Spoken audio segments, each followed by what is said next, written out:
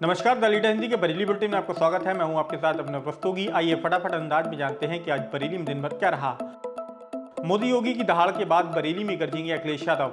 बरेली में लोकसभा चुनाव की लड़ाई अपने उफान की ओर तेजी से बढ़ रही है। पीएम मोदी बीते 2 दिनों में 2 बार बरेली आकर आंवला में जनसभा और राजेंद्र नगर में रोड शो कर चुके हैं। सीएम योगी भी 2 बार जनसभा कर चुके हैं। पीएम मोदी और सीएम योगी की चुनावी दहाड़ के बाद अब रविवार को सपा के राष्ट्रीय अध्यक्ष अखिलेश यादव सत्ता पर गरजने आ रहे हैं।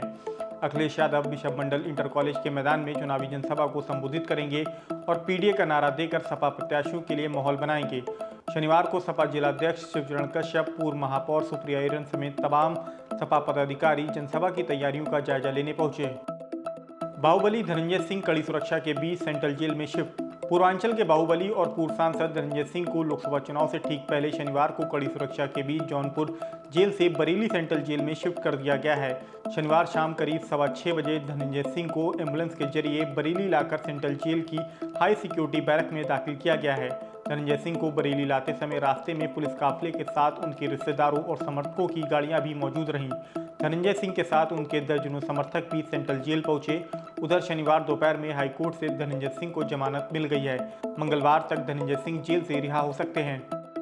भूपेन्द्र चौधरी पहुंचे बरेली, कांग्रेस पर साधा निशाना। पीएम मोदी के राजेंद्र नगर में रोड शो के एक दिन बाद शनिवार को बीजेपी के प्रदेश अध्यक्ष भूपेन्द्र चौधरी बरेली पहुंचे। उन्होंने डीडीपुरम स्थित मीडिया सेंटर का फीता काटकर उद्घाटन करा। इस दौरान वन मंत्री doctor Arun Kumar Saxena, mayor doctor Umesh Gautam, Mirganj विधायक डॉक्टर डीसी वर्मा, कैंट विधायक संजीव अग्रवाल, महानगर अध्यक्ष अधीर सक्सेना, जिला अध्यक्ष पवन शर्मा आदि मौजूद रहे। इसके बाद प्रेस कॉन्फ्रेंस करते हुए भूपेन्द्र चौधरी ने कांग्रेस पर जमकर निशाना साधा। उन्होंने कहा कि कांग्रेस SC, ST और OBC के आरक्षण का लाभ मुसलमानों को देना चाहती है। पूर्व पीएम मनमोहन सिंह ने जानबूझकर ये बयान दिया था कि देश के संसाधनों पर पहला हक मुसलमानों का है। आइए आपको दिखाते हैं कि उन्होंने प्रेस कॉन्फ्रेंस में क्या कहा।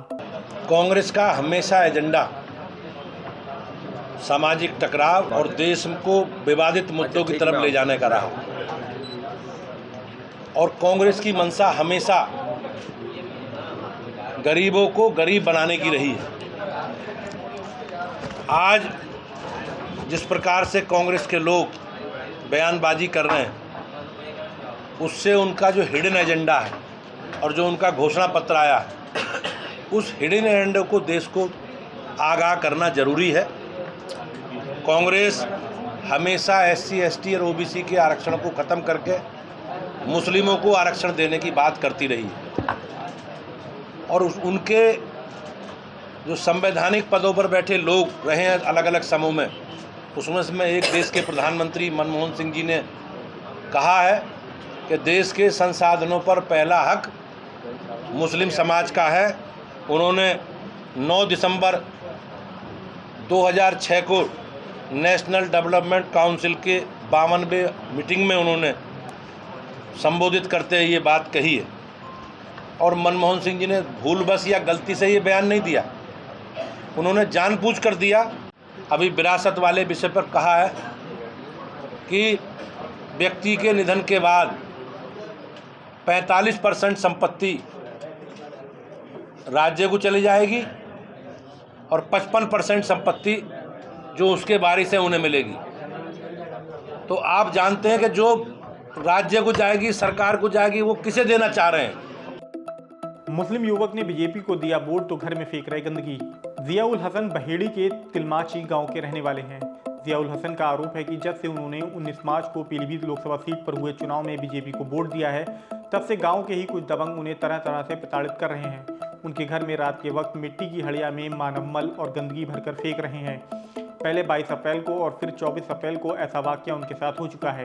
23 अप्रैल की सुबह उन्होंने 112 को कॉल की तो PRV मौके पर पहुंची, लेकिन कोई भी कार्रवाई नहीं करी। शनिवार को जियाउल हसन SSP ऑफिस पहुंचे और शिकायती पत्र देते हुए आरोपियों के खिलाफ कार्रवाई की मांग की है। जिला निर्वाचन अधिकारी ने मतदान स्थल का किया निरीक्षण। जिला निर्वाचन अधिकारी रविंद्र कुमार ने शनिवार को लोकसभा चुनाव में ड्यूटी करने वाले कर्मचारियों के लिए राजकीय इंटर कॉलेज में बनाए गए मतदान केंद्र का निरीक्षण करा। वहीं SSP गुले सुशील चंद्रभान ने चुनाव सेल का निरीक्षण करके तैयारियों का जायजा लिया। साईं मंदिर में 2 गरीब कन्याओं का विवाह, मेयर ने दिया आशीर्वाद। शामतगंज स्थित श्री शिरडी साईं सरदेव मंदिर में शनिवार को 2 निर्धन कन्याओं पचौमी निवासी सूरजमुखी और शादाना निवासी निशा का विधि विधान से विवाह कराया गया। मेयर डॉक्टर उमेश गौतम समेत तमाम गणमान्य लोगों ने नवदंपतियों को आशीर्वाद दिया। साथ ही सुखद ग्रस्त जीवन के लिए घरेलू उपयोग की वस्तुएं भेंट करी। दरगाह आला हजरत पर हज यात्रियों का किया गया टीकाकरण। दरगाह आला हजरत पर शनिवार को आजमीन हज को ट्रेनिंग देने और टीकाकरण करने के लिए कैंप का आयोजन किया गया। इसमें बड़ी संख्या में जिले भर से हज यात्री पहुंचे। मीडिया प्रभारी नासिर कुरैशी ने बताया कि मुकद्दस हज का सफर अगले माह से शुरू हो जाएगा। हज यात्रियों की सहूलियत के लिए दरगाह प्रमुख मौलाना सुबहान रजा खान सुबहानी मियाँ की सरपरस्ती व सज्जादा नशीन मुफ्ती एहसन रजा कादरी एहसन मियाँ की सदारत में मदरसा मंजर इस्लाम में कैंप लगाया गया। इसमें मुफ्ती अयूब खान नूरी ने हज के अरकान बताए। हज के दौरान अदा की जाने वाली रस्में काबे शरीफ का तवाफ, एहराम बांधने का तरीका, शैतान को कंकड़ी मारने के अलावा शफा व मरवा, मिना अराफात के मैदान में अदा की जाने वाली रस्में व इबादत का तरीका बताया। फिलहाल आज के बरेली बुलेटिन में इतना ही। बरेली से जुड़ी ऐसी ही अन्य अपडेट्स पाने के लिए द लीडर हिंदी को सब्सक्राइब करना बिल्कुल ना भूलें।